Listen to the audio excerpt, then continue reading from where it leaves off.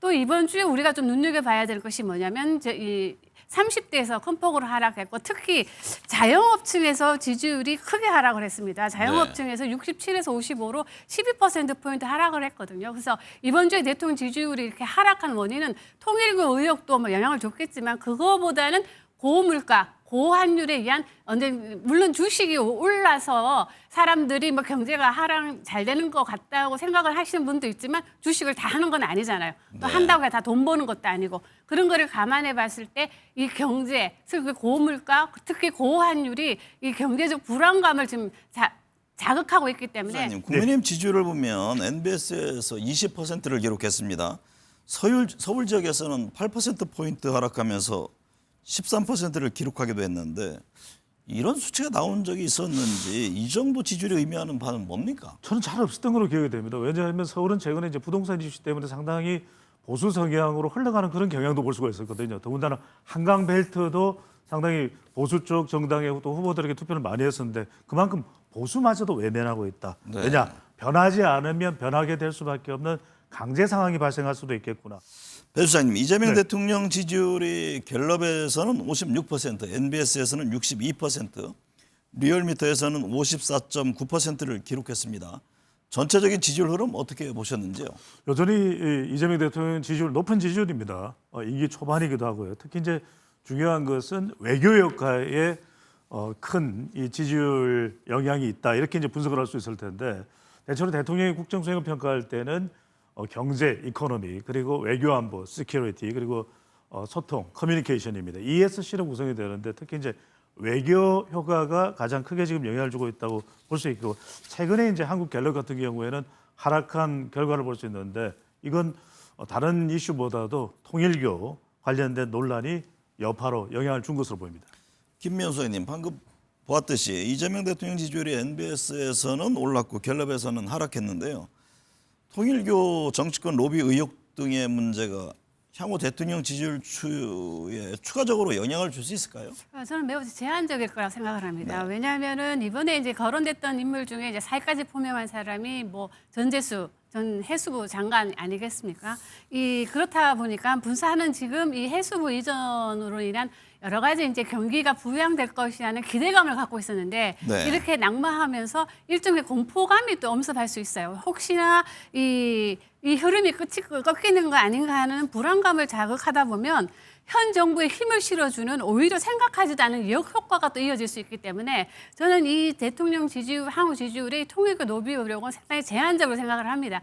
그럼에도 불구하고 놓치지 말아야 하는 거는 갤럽에서 이번 주 6%포인트 하락을 했거든요. 네. 근데 그 이유를 보면 서울에서 크게 하락을 했습니다. 서울에서 62%에서 53으로 9%포인트 하락을 했는데요. 네. 이는 제가 여러 번 이 자리에서 말씀드렸지만 그동안 서울 지지율이 갤럽 조사에서 서울 지지율이 너무 높다. 이게 뭔가 너무 튄다는 얘기를 여러 번 드렸었고요.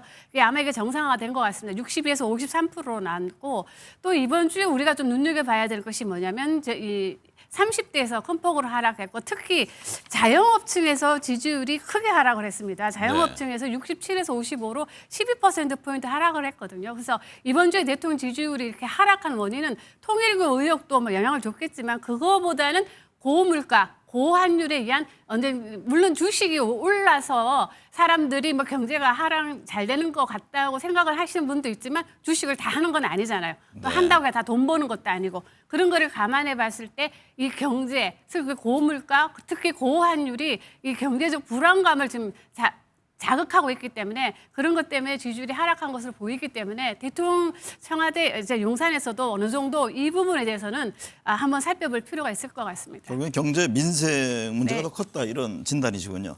배 수장님, 이 대통령이 연초 일본, 중국 방문을 추진하고 있는데요. 외교 이벤트 이후에 이 대통령 지지율 상승해 왔잖아요.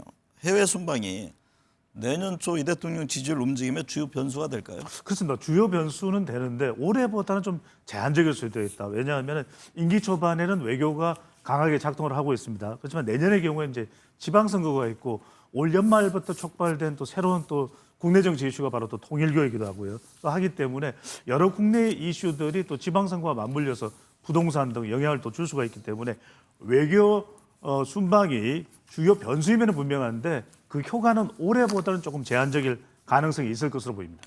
김면수 소장님, 정당 지지율 살펴보겠습니다. 갤럽에선 민주당 40%, 국민의힘 26%, MBS에서는 민주당 44%, 국민의힘 20%를 기록했습니다.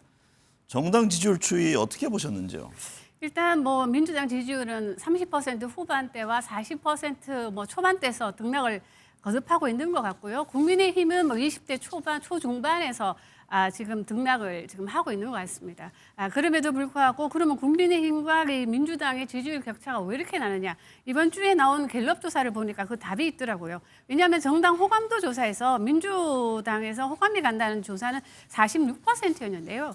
국민의힘에 대해서 호감이 가지 않는 사람들이 69%로 응답했거든요. 호감이 가지 않는 사람이. 69%란 말은 이제 국민 10명 중 7명이 국민의힘, 현재 국민의힘에 대해서는 호감이 없다고 응답을 한 것인데요. 그런 걸 감안해 봤을 때 지금 이 국민의힘 지도부라든가 그리고 지금 내홍 사태가 있지 않습니까? 이 모든 것이 국민들에게는 신뢰를 얻기에는 국민의힘이 아직은 좀 부족한 것이 아닌가 싶습니다. 배 소장님, 국민의힘 지지율을 보면 NBS에서 20%를 기록했습니다.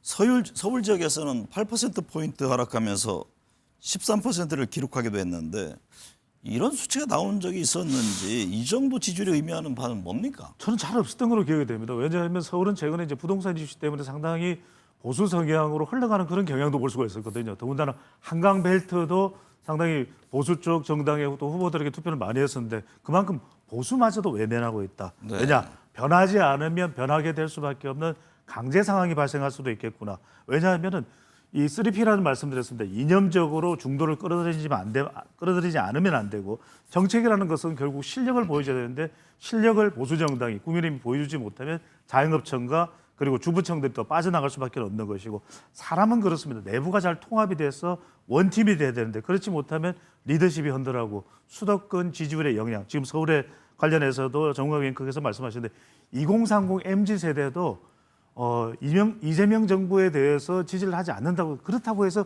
국민의힘 지지로는 연결되지 않는 네. 현상이 발생하고 있는 것으로 보입니다.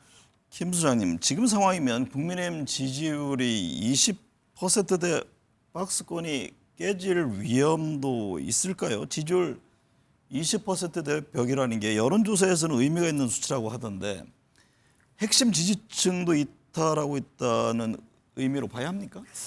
그러니까 여론조사라고 하는 거는 가변성이 워낙 크기 때문에 지금 20% 나왔다 해서 향후 40% 나오지 말라고 하는 법은 없는 거고요. 그렇지만 지금 이 현 상황들을 보면 지금 말씀하신 데서도 핵심 지지층에서 이탈은 있는 것 같습니다. 그러다 보니까 지지율이 20% 오히려 20% 벽을 지금 깰 가능성도 있다고 보여지는데요. 네. 왜냐하면 정통적인 그 보수 지지층이라고 할 수 있는 PK 지역에서 본다면 갤럽 조사를 보면 더불어민주당이 33 그리고 국민의힘 지지율은 29%입니다. 그래서 이 본인들의 핵심 지지층이라고 할 수 있는 PK에서 지지율이 더불어민주당보다 뒤처지기 때문에 전체적인 평균값을 뽑으면 이런 결과가 나오고 있거든요. 네. 그렇다면 이 핵심 지지층마저 지금 돌아서고 있는데 그럼 이들을 끌어오기 위해서 지금 과연 이 국민의힘 지도부가 노력을 하고 있는가? 하는 거거든요. 그런 관점에서 본다면 지금 하고 있는 국민의힘 지도부가 좀 더